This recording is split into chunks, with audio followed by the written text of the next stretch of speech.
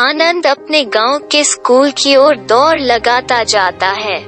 रास्ते में गीली चिकनी मिट्टी में फिसल कर गिर जाता है। कुछ बच्चे उसको उठाने के लिए उसकी तरफ आते हैं। आनंद उनको वहीं रुक जाने का इशारा करता है। वह स्वयं उठकर पुनः अपने स्कूल की तरफ दौड़ने लगता है। कड़ी मेहनत के बाद वो बड़ी संस्था में एक अधिकारी बन जाता है। उसकी शादी हो जाती है। उसका खुशहाल जीवन आसमान की बुलंदियों को छूने लगता है। उसकी काबिलियत को देखकर उसके यार दोस्त, रिश्तेदार और पड़ोसी जलने लगते हैं। यार दोस्तों की जलन यहाँ तक बढ़ जाती है कि वे लोग आनंद को झूठे बलात्कार के केस में फंसा देते हैं। चारों तरफ उसकी बदनामी हो जाती है। गांव में हर व्यक्ति उसको बलात्कारी की नजरों से देखने लगता है। पत्नी से आए दिन झगड़े होने लगते हैं। वो अपनी पत्नी से बेइंतहा प्यार करता है, लेकिन उसकी पत्नी हमेशा शक की नजरों से उसको देखती है। यदि वो ऑफिस से देरी से घर पहुंचता है तो घर में लड़ाई झगड़े का तांता लग जाता है। उनकी लड़ाई को आसपास के पड़ोसी सुनते हैं। पत्नी आनंद पर हर बात पर शक करने लगती है। प्रतिदिन झगड़े बढ़ते चले जाते हैं। आनंद हर प्रकार से समझाने की कोशिश करता है, लेकिन वो पुरानी झूठी बातों को लेकर रात दिन उसको कोसती रहती है। उसके खान पीन का ध्यान नहीं रखती है और न ही उसको प्यार देती है। यहाँ तक कि वो अपना बिस्तर भी पति से अलग कर लेती है। शक उसके दिमाग में यहाँ तक घर कर जाता है कि वो आनंद का शक उसकी बहन और बेटियों पर भी करने लगती है। आनंद का जीना दुर्लभ हो जाता है। पत्नी मंगलंत कहानियां बना बनाकर उसको हर जगह बदनाम कर देती है। हर रिश्तेदार भी आनंद को शक की नजर से देखने लगते हैं। उसके बच्चे भी उसको शक की नजर से देखने लगते हैं। उसको कहीं से भी जीवन जीने के लिए प्यार की छोटी सी भी रोशनी नजर नहीं आती है। ये सब होते हुए भी वह अपनी पत्नी और बच्चों को बहुत प्यार करता है। ऐसी दुखद स्थिति में भी वो बच्चों को आगे बढ़ाने के लिए गधे की तरह दिन रात मेहनत करता है। स्वयं दुख उठाकर उनकी हर इच्छाओं की पूर्ति करता है। जैसे जैसे उम्र ढलती चली जाती है, वैसे वैसे घर में झगड़े बढ़ते चले जाते हैं। शक की बीमारी के कारण माँ द्वारा बच्चों में भी बाप के विरुद्ध इतना जहर घोल दिया जाता है कि जिस बाप ने रात दिन मेहनत करके उनकी हर इच्छा की पूर्ति की, वे बच्चे भी बाप से धीरे धीरे दूर होते चले जाते हैं। आनंद का बहुत सारा पैसा केस में बर्बाद हो जाता है। बड़ा परिवार होने के कारण घर में तंगी रहने लगती है। पत्नी आनंद को कोसने लगती है कि तुम अपना पूरा पैसा अयासी में बर्बाद कर देते हो। आनंद को जीने के लिए कोई भी आसरा दिखाई नहीं देता है। वो तनाव में रहने लगता है। उसको अपना जीवन बोझ लगने लगता है। वो इतना होने पर भी वो अपनी पत्नी और बच्चों को जरा सा भी दुखी देखना नहीं चाहता है।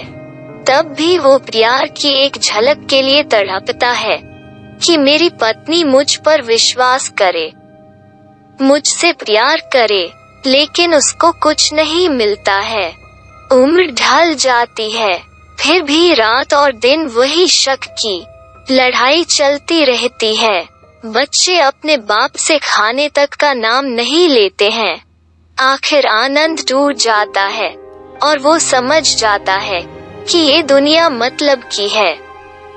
जब तक मतलब है तब तक रिश्ते नाते हैं। जब मतलब निकल गया तो तू मेरा और न मैं तेरा। उसको अपना जीवन जीना बोझ लगने लगता है। उसको शराब की लत पड़ जाती है। उसके दोस्त इस लत में उसकी मदद करते हैं। वो शराबी बन जाता है। नशे की हालत में वो नालियों में पड़ा रहता है, चाहे जिस घर में घुस जाता है और मार खाता है। उसके दोस्त और समाज के लोग उसका मजाक बनाते हैं। वो हर प्रकार से बदनाम हो जाता है। उसकी नौकरी चली जाती है। उसका पूरा घर बिखर जाता है। उनके भूखे मरने की नौबत आ जाती है। सब यार दोस्त और रिश्तेदार उनका साथ छोड़ देते हैं। आनंद को अब क्या करना चाहिए? क्या उसको वो घर छोड़ देना चाहिए? क्या उसको आत्महत्या कर लेनी चाहिए? क्या उसको उसी घर में रहना चाहिए? उस गांव में भानते सुमेधानंद आते हैं। जनता के साथ आनंद भी नशे की हालत में उस प्रवचन स्थल पर पहुंचता है। भानते सुमेधानंद अपने प्रवचन आरंभ करते हैं। घर परिवार को अच्छी प्रकार से चलाना है तो अपने घर परिवार को संदेह की बीमारी से दूर रखें और एक दूसरे पर विश्वास करें। तभी घर परिवार ठीक प्रकार से चलता है। संदेह की बीमारी एक ऐसी बीमारी है जिसका पूरी दुनिया में कोई इलाज नहीं है। इसलिए इस बीमारी को विचिकित्सा के नाम से भी जाना जाता है। इस संदेह की बीमारी के कारण घर परिवार बर्बाद हो जाते हैं। पारिवारिक कलह फैलती है। संदेह के कारण कभी कभी धार्मिक उन्माद भी फैल जाता है। जातीय उन्माद भी फैल जाता है। मनुष्य इस बीमारी से पूरे जीवन भर भय एवं चिंताग्रस्त रहता है। यह बीमारी मनुष्यों में या तो जन्मजात होती है या पारिवारिक संस्कारों के कारण होती है, या कमजोर दिमागी हालत के कारण होती है, या किसी विशेष घटना के कारण होती है। जब मनुष्य का चित्त एकाग्रचित नहीं होता है तो उस मनुष्य का मानसिक संतुलन बिगड़ जाता है। उसके चित्त की एकाग्रता भंग होने के कारण उस मनुष्य के चित्त में विकारों के रोकने की शक्ति क्षीण हो जाती है, जिससे उस मनुष्य के चित्त में विकार प्रवेश कर जाते हैं। वो मनुष्य संदेह की बीमारी से ग्रस्त हो जाता है। वो मनुष्य हर वस्तु को संदेह की दृष्टि से देखता है, चाहे वो वस्तु उस मनुष्य के लिए लाभकारी हो। उसकी सोच नकारात्मक बन जाती है। उसकी निद्रा में खलल उत्पन्न होता है। बेचैनी बढ़ जाती है। स्वभाव जिद्दी हो जाता है। इन सब परिस्थितियों में मनुष्य भयग्रस्त एवं चिंताग्रस्त हो जाता है, जिससे उसके चित्त में दुख की अनुभूति होती है। दुख से तनाव एवं तनाव से मनुष्य की आंतरिक क्रियाएं प्रभावित होती है, जिससे मनुष्य कई प्रकार की व्याधियों से ग्रस्त हो जाता है। इसलिए तथागत सम्यक संबुद्ध ने सनातनी सिद्धांत बताया है कि आपके सम्यक जीवन मार्ग पर आपके विचारों से मेल खाने वाला कोई इंसान नहीं मिले तो इस आनंदमय सम्यक मार्ग पर अकेले ही निकल पड़ो। आनंद वो घर छोड़ देता है और तथागत बुद्ध के सम्यक मार्ग पर निकल पड़ता है। कुछ जानवरी काल्पनिक धर्म और समाज व्यवस्था हैं। वे हमें इंसानी व्यवस्था से जानवरी व्यवस्था की ओर ले जाती हैं। ये धर्म व्यवस्थाएं सिर्फ माँ का ही गुणगान करती हैं। क्यों न करें, क्योंकि नारी जाति ही उनकी आय की स्रोत है। कुछ लोगों को यह कड़वा लगेगा, लेकिन यह सत्य है। काल्पनिक धर्म व्यवस्थाएं जानवरों की तरह माँ को ज्यादा अहमियत देती हैं, बाप के किरदार को अनदेखा करती हैं। ये सत्य है कि जानवरों में बाप का किरदार अहम नहीं होता है। उनके बच्चों का पालन पोषण माँ द्वारा किया जाता है, लेकिन हम इंसान हैं और इंसानों में बाप का किरदार माँ से कम नहीं होता है।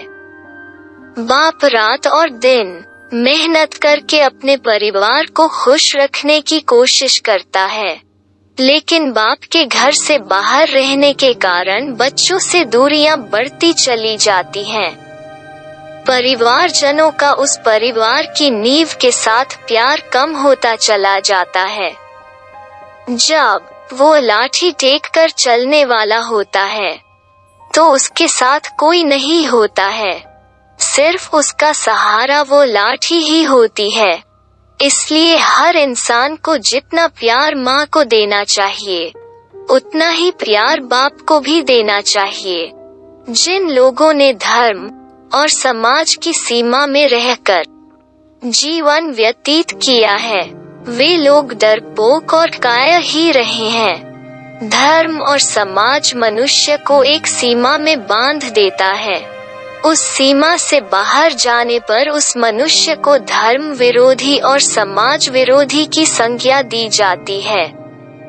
आज तक जितने भी महापुरुष हुए हैं और जितने भी वैज्ञानिक हुए हैं, उन्होंने धर्म और समाज की सीमाओं को तोड़ा है, तभी वे लोग महान बने हैं। धर्म और समाज की सोच एक निम्न प्रवृत्ति की होती है। धर्म और समाज को संचालित करने वाले लोग बड़ी सोच नहीं रखते हैं। इसलिए धर्म और समाज से बाहर निकल कर देखो, ये दुनिया आपको रंगीन लगने लगेगी और आपके जीने की खुशी हजारों गुना बढ़ जाएगी। लेखक Sumedh Jagarwal, B.Tech, MA, LLB, PGD, she.